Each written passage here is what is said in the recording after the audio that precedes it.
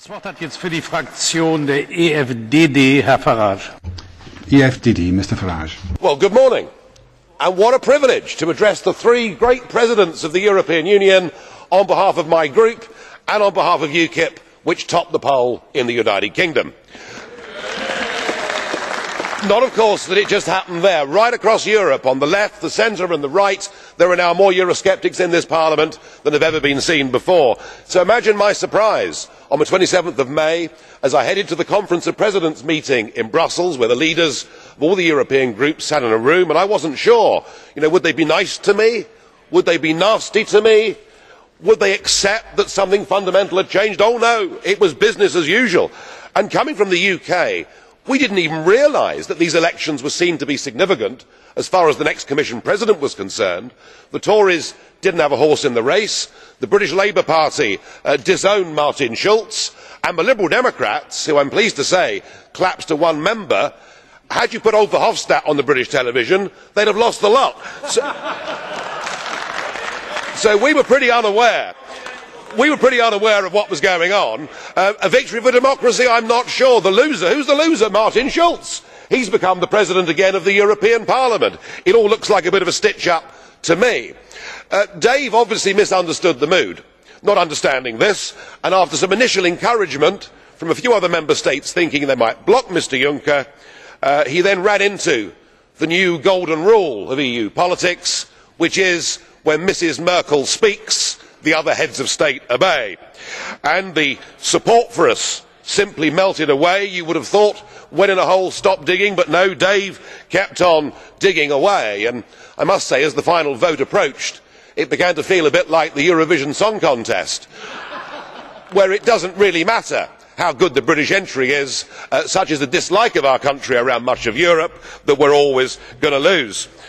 I wonder what the prospects are now for renegotiation.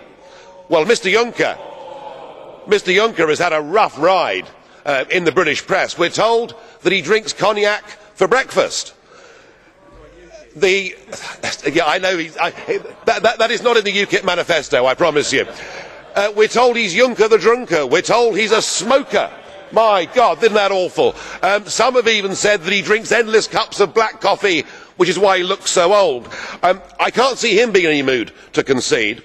And back to Mrs Merkel. She made it clear after the summit, when Cameron challenged the principle of ever closer union, she very gracefully said that we are all allowed to move at different speeds towards ever closer union, but we must continue in the same direction.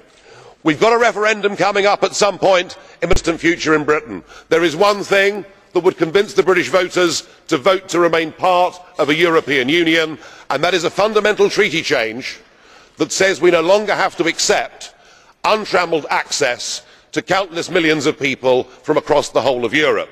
We need, and the British people demand, 80% of them want, us to get back control of our borders so we can choose who comes to Britain. Now, having lost 26-2 in the last vote in the Council of Ministers, we are going to need to do this, to succeed with this, to end total free movement. We are going to need the support of the European Parliament. Are you going to help Britain to end the free movement of peoples? I do not think so. Are we going to win 28-0 in the Council of Ministers? I do not think so. It is not going to happen. We are whistling in the wind, and we are closer now to exit than ever. And for the rest of the EU, I suspect the next 5 years will bring endless misery for the southern Mediterranean Eurozone countries. That perhaps is reflected by the number of Italians we now have in our group. And what have we seen in the last 48 hours? We have seen naked militarism, with the EU flag being virtually goose-stepped round the yard. We have seen the European anthem, and actually, I will tell you this, we now, the Eurosceptics, are the progressives. These two gentlemen had nothing to say today. It was the usual dirge-like dull, looking back to a model invented 50 years ago, and we are the ones that want democracy, we are the ones that want nation state, we are the ones that want a global future for our countries, not to be trapped inside this museum. Thank you.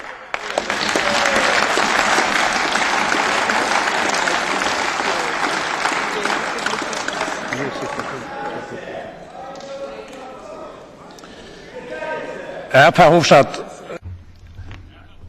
Mr. Verhofstadt.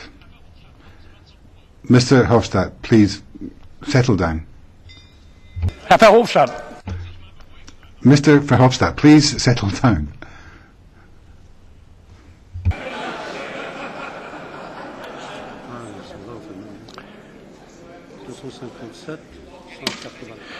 Herr Abgeordneter. There is a question from Mr. Lamberts to you. Do you accept a question from Mr. Lambert? Mr. Farage, what are you doing here? What I heard is basically the speech of the opposition. Mr. Verhofstadt. Mr. Verhofstadt, I'd like some respect, please. Mr. Farage, what are you doing here? What I heard is the speech of the leader of the opposition in the House of Commons. If you want to hold that kind of speech, get elected there. What are you doing here?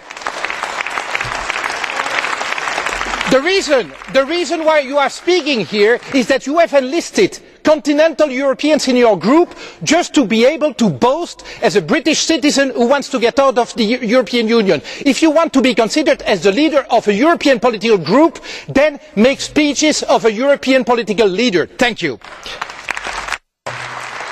Well, Mr. Lamberts, I have to say, you sound like somebody from the old communist era saying that if anybody else has a different point of view, clearly they're mentally ill or there is something wrong with them. What you're going to have to get used to, all of you, is the idea that across the political spectrum there are now more Eurosceptics in this Parliament than there have ever been, and many of them do not subscribe to ever closer union. They don't subscribe to that flag. They don't want a European anthem. They want a modern Europe where we can trade together, cooperate together and have mutual respect for each other. And I'll tell you this, Mr. Lamberts, don't worry too much about my presence, because within the next 5 years I won't be here. All right?